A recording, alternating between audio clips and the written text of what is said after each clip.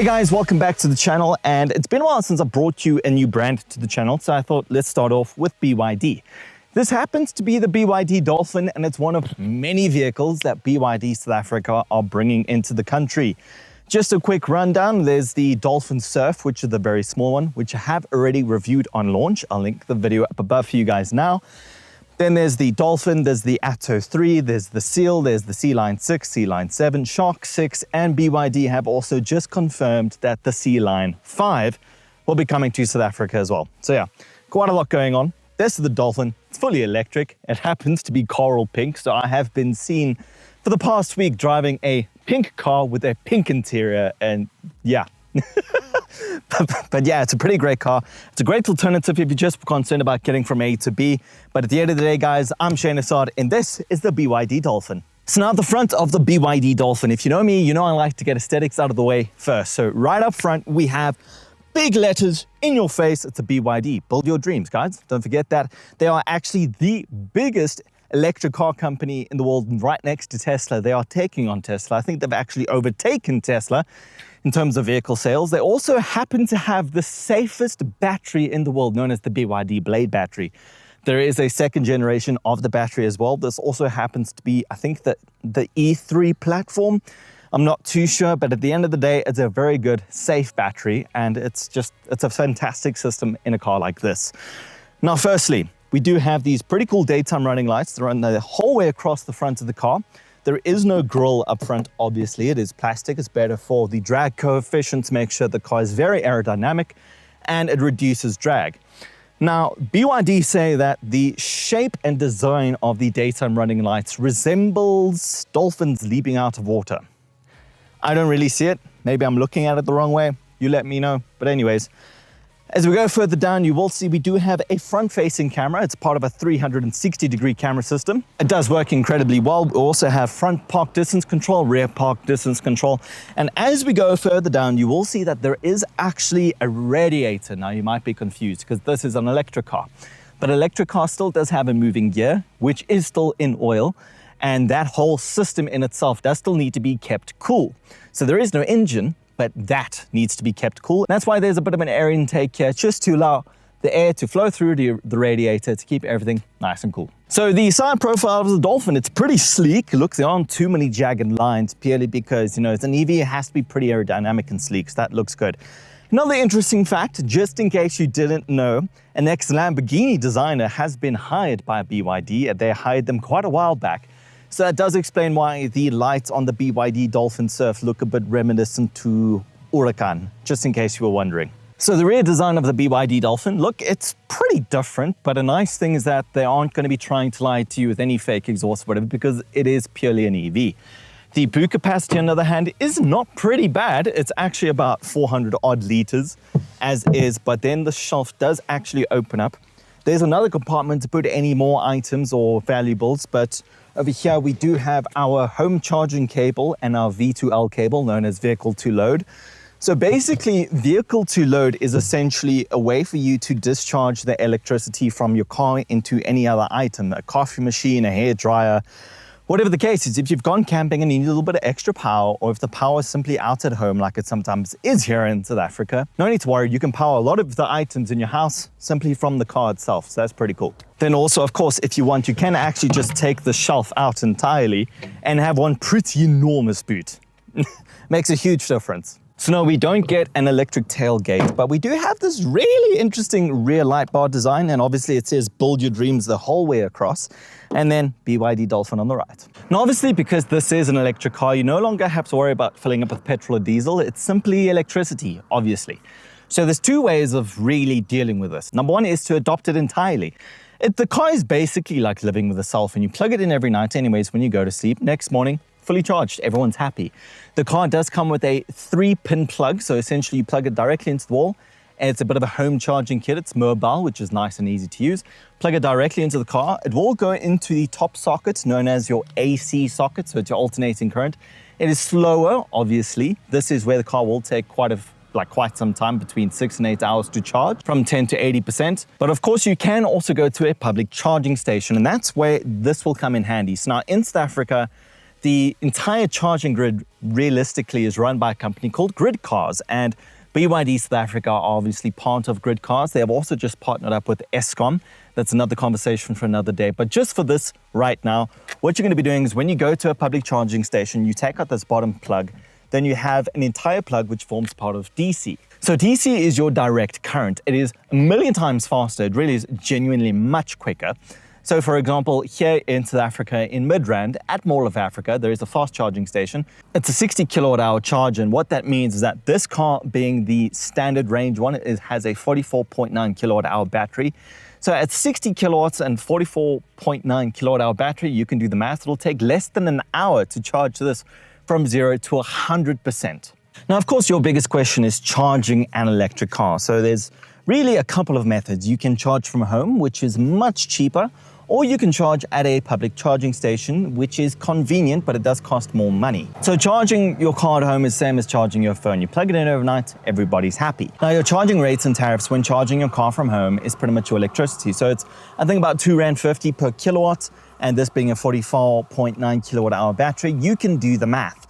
Now, if you have to charge your car at a public charging station, hopefully you find a DC charger, which will charge it from 10 to 80% in about 40 odd minutes. It's pretty quick. The charging rates there are about R7, R7.50, depending where you go, or R7.44 to be exact. So what that means is it's almost twice as much to charge at a public charging station versus charging from home. Now, of course, when you do charge at a public charging station, you are going to be using this card.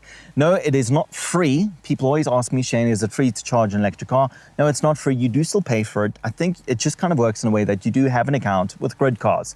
And that way you can just make sure that everything's paid every month, everyone's happy. Now, another interesting thing I found out with Grid Cars, now Grid Cars are the main public charging station supplier and network in South Africa. They have, I think, over 300 odd chargers throughout the country, so that's quite a lot. Now, what happens is that if your electric car does get stolen and you have reported it stolen, now what then happens is that if any public charging station in the country has picked up that your car has been plugged in there, what eventually happens is a signal will be sent to Grid Cars' head office that this is a stolen vehicle, number one. That charge itself will lock itself to the car. It will also then slow down the charge to such a ridiculous point that it will take forever for the car to fully, completely charge. It also means that it keeps the car there. They can't actually get the car away from the charging station. And number three, it also alerts the authorities. So that's pretty cool. So you don't have to worry too much. Also, I think the likelihood of an electric car getting stolen is pretty slim. Yeah, the batteries are expensive, but at the end of the day, I don't think it's a very easy thing to kind of get away with. Electric cars are very intricate and very intelligent. They're not, I think, the easiest things to hack into, if that makes sense. Now, under the bonnet of the Dolphin, firstly, you can actually see everything, which is pretty cool, because in a lot of electric cars, especially Mercedes-Benz vehicles, you actually aren't really allowed to see much, but here you can see everything. You can see the electric motor. The batteries you cannot see, however, because they lay flat on the bottom of the car for lower center of gravity. So here you can see what's going on. It's pretty cool. Things you can and are allowed to touch is obviously your window wiper fluid that you just need to do to obviously make sure everything runs smoothly. But yeah, there's not too much here that you really need to worry about. Also, the beautiful thing about electric cars is that because they're electric and there are a lot of less moving parts, the service intervals are much further apart, number one, and the longevity of the vehicles are much greater, number two. Now, I'm not saying your conventional diesel and petrol engine cars aren't. They really are, if you look after them. A lot of people don't. A lot of people skip services. With an electric car like this, if you look after it, it'll look after you. Now, I also do know battery health is quite a big topic, but I have seen some pretty interesting case studies, especially in the UK, for example, with a few Teslas, on how batteries last quite a long time, even get about 70% battery health, but I do know BYD batteries are still better than that of Tesla. Now, the interior of the Dolphin, it's very electric. Now, I'm not saying that it's shocking. Okay, I'll stop with the jokes. It's pretty simple because they've kept everything nice and minimalistic. We have our steering wheel in front of us. It's not too over the top. There's no excessive bells and whistles. Yes, the center screen does rotate. There is a button on the steering wheel that can do it. We have a small digital speedometer in front of me. Gives me all of the basic information I need to know. But what's also interesting is I found out that the rear park distance control is pretty much always active. It's always on, because when I'm traveling on the highway and there are cars behind me in each of the opposite lanes, it almost tells me, the rear PDC sensors go red. they do tell you that there are cars around you. They don't beep and go crazy, but they do show you. And obviously when you are in reverse and you are reverting towards something, that's when it beeps and goes crazy. But the steering wheel is pretty cool. We have our basic adaptive cruise control settings over here because this car does have a very good ADAS system. I think it's a level 1, so it's extremely safe. This car does also have a 5-star European and Asian NCAP safety rating. So obviously this car is quite an interesting spec. The exterior color is in coral pink. The interior, it really, this is where I'll say it's shocking, because for me, I've been driving this car for the past week. I've gotten some interesting looks because I'm driving a very pink car with a very pink interior. So the seats are actually very comfortable, I'm not gonna lie. And this is even without lumbar support. But the seats are electric, which is really nice. The front seats are electrically adjustable. There are some soft touch materials here and there, but of course there are your harder plastics. Because price point for this car starts at 540,000 Rand and then gets up to 600,000 Rand. So this is the 540,000 Rand one, meaning that this is your standard range. So this is about 350 kilometers. In a perfect world, obviously in the city, it loves city driving, because with city driving, it can utilize its regenerative braking. Now, there is an extended range version which takes up to about 430 odd kilometers of range. Still pretty good. What I will say is electric cars do not like highway driving. They simply don't, because there's zero energy being recovered and it's just you and a whole lot of wind resistance. So city driving is where electric cars arrive. Now, obviously in the center here, we have our center infotainment screen. It works very well. The quality is pretty good. There is wireless Apple CarPlay and Android Auto. I have had to absolutely not plug my phone in at any given point to connect this. It connects very quickly. It's seriously user-friendly. The screen does rotate, obviously, but Apple CarPlay is not supported in portrait orientation. So the moment you connect to your cell phone, it kicks you out and throws you back into horizontal mode. The aircon, on the other hand, is absolutely fantastic. What I will say is I love the fact that we have some buttons over here, because I know most Chinese cars, everything is integrated within the touchscreen, and that is very counterintuitive because they want to keep you safe and they brag about their safety systems, but you have to take your eyes off the road to find the aircon, which is stupid. The fact that it's here and it's a push of a button helps a lot. Yes, you need to adjust certain settings within the screen, but the fact that you can just turn it on and off right here makes a world of a difference. There are a few other buttons here. For example, how much energy regeneration would you like? There's normal and there's high. Now, high is pretty good, but it's not enough for you to basically do one pedal driving. It is good, but it's not that strong. So there is a button here as well to, of course, adjust how much energy regeneration you want. There's normal and then high. I usually keep it on high just to see what it's like. It's also best to get the best out of the car in terms of acceleration and efficiency, as well as regenerating energy at the same time. So firstly, the seats. The seats are quite interesting. It's obviously everything is a synthetic leather. So we got some white or cream color down the center, some pink, and then followed by this light purple plumish color. You can correct me if I'm wrong. Then down the center here, there is no center console on the other hand, but this console or fake transmission tunnel is actually pretty big.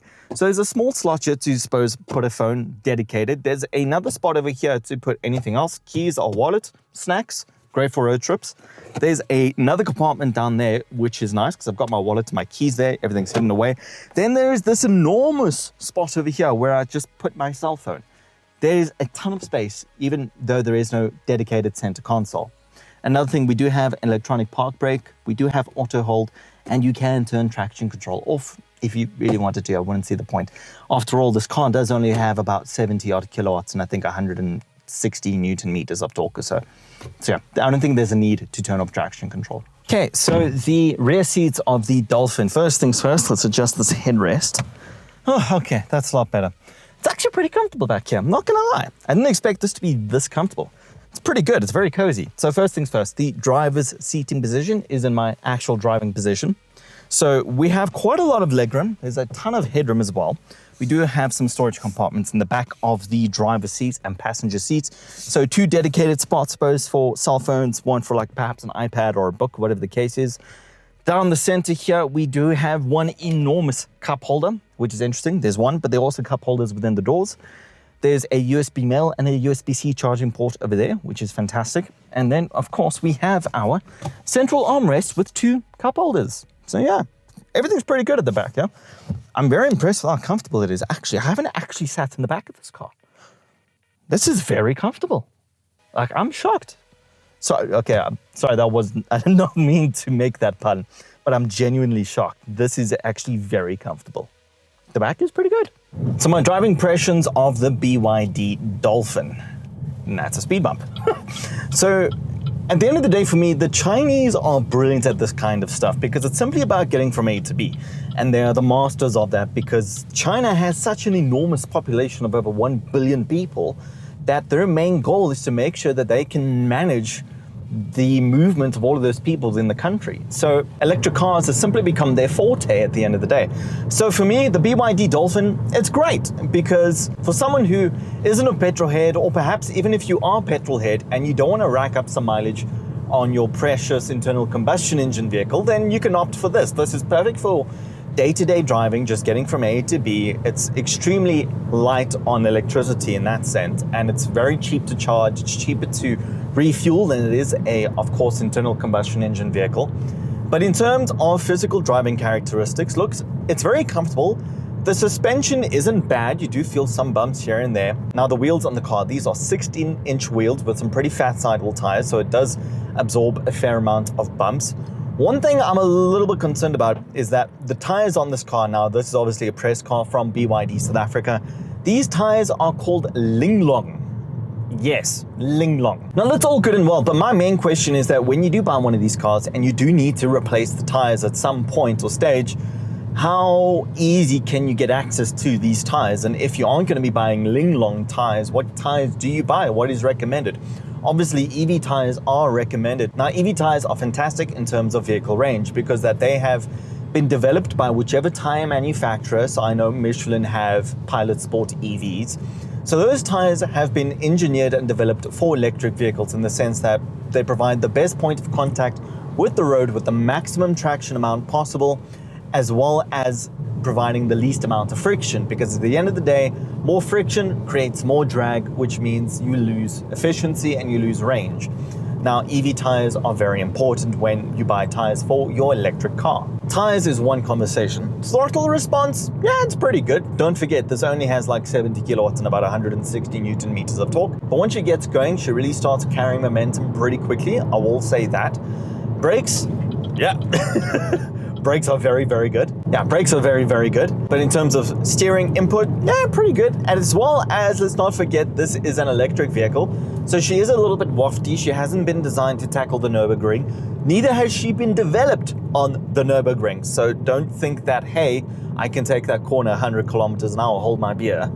The beer might be the issue in that equation. But anyways, she's pretty good to drive. Now, of course, you get your different stages of regeneration. You get normal and you get high. I'll always recommend you just drive in high. Now, the beauty with the Dolphin is that the high energy regeneration doesn't really give you motion sickness. And I know that sounds weird. That's because some electric vehicles do actually give their occupants, mainly the passengers, a sense of motion sickness because you have this back and forward motion, and it does kind of make people sick. It has made my girlfriend sick previously, but this hasn't, because this does it in such a way that it's not too violent. There's only two settings. I know with Mercedes-Benz and their electric vehicles, their EQ range, there's 3 different stages of regeneration. So with this, there's only 2. There's normal and there's high. That's all you get. In terms of your different driving modes, you get Eco, Comfort, and Sport. Now, of course, being an electric car, every single little item that you use or turn on does use energy. It's just the way it is. It's the same as in a petrol engine car, except you don't really notice it. Here, you notice it because it tells you, and your range physically drops. You see that range drop lower and lower and lower, not too drastically. But for example, right now I have the aircon on, I have the ventilated seat on. So it is using more than it probably would, but it's only marginal. It's about 5 or 6 kilometers. Now, the differences between driving modes, Eco, Comfort, and Sport, between Eco and Comfort, it's more about throttle response. In terms of Sport, your throttle response does become sharper, but it does actually take off more range as well. Top speed of the car is 160 kilometers an hour. That is your top speed. As well as, let's not forget, this does only have one electric motor, so this is not a performance car. BYD do have a performance car. It is under their Yangwang brand. It's called the U9, and that's the fastest car in the world at the moment at 496 odd kilometers. Although their Seal, I've heard, apparently is also pretty quick. I've also driven their C-Line 7 briefly. That's also pretty quick. But in terms of the Dolphin, it's just about getting from A to B. And it's a very good car. It's a very good place to be. At the end of the day, A car like this is fantastic just from transporting you. It's all it's about, getting from A to B. I personally wouldn't opt for this color. I think it comes in about 5 different colors. I would have taken any of the other colors, but this was the press car that was given to me for the week, so thank you nonetheless. But yeah, there's a BYD Dolphin for everyone. If you don't like the Dolphin Surf, that's a little bit too small, opt for the Dolphin. If this is a bit smaller, you can go up and up and up. BYD have such a huge range of vehicles. But for me personally, would I recommend one of these? Yes. If you are looking for a car to get from A to B, if it's for your daughter or your wife, and you guys aren't too phased about whether it has a diesel engine or a petrol engine or an electric motor, opt for a Dolphin. They're really good. Or actually, I would say almost any BYD. The BYD Dolphin Surf is very good. It's just not as fast or responsive as the Dolphin, just purely because that is the entry-level BYD in terms of the cheapest electric car in the country, actually. So yeah, but if you want a bucky, they have the Shark 6. As I said, there's a BYD just like for just about everyone. My overall verdict, it's a pretty good electric car. I love the fact that they haven't mucked about in terms of making this an extremely fast electric car. That's why they have the seal and they have their Yangwang brand where they go mad with things. This is simply a good little hatch, and it's pretty big for a hatch actually. There's a lot of room in here. The sound system's pretty good. Apple CarPlay, Android Auto. It has everything, absolutely everything you need except for heated seats, but the ventilated seats are working pretty fantastically.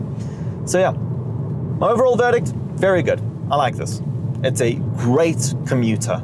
It's a really great commuter. Fantastic for during the week, even weekends, but it's a very awesome car to live with, very easy to live with. Interestingly enough, I've only had to charge it once, literally once. The range on this one, which is the standard version, it's about 340, 350 kilometers. Of course, depending how you drive and how much of the aircon and everything else you use. The range extended one is about 430 odd kilometers, but it's about 70,000 Rand more. This one I find is good enough. If you're really going to be doing proper long distance driving, opt for the extended range version. But this is pretty good. I've literally had to charge it once, charged it at a public charging station, 40 minutes at 89% charge. Bob's your uncle, good to go. But guys, if you did get this far in the video, thank you so much for watching. I really appreciate it. Thank you for having patience with me today. I have been rambling my words. I've been struggling for some reason with my pronunciation and enunciation today. Gosh. But as well, it's been very hot, very humid, so I have just been struggling. But anyways, guys, thank you very much for watching. Hope you've enjoyed this video. This is the BYD Dolphin. Pretty cool. It's my first BYD product. But at the end of the day, guys, thank you so much for watching. I really do appreciate it. It does go a long way for me and the channel and allows me to get more awesome press cars like this and simply go to more events, keep you up to date what's happening in the automotive world, locally here in South Africa and globally as well. If you don't know, I've been to China twice already this year, and I should be going again next month. So thanks to you guys. So if you could do me a solid, hit the thumbs up button and the subscribe button below. It really goes a long way. As I said, thank you so much for watching. And until next time, stay safe, drive safe, and I'll see you soon.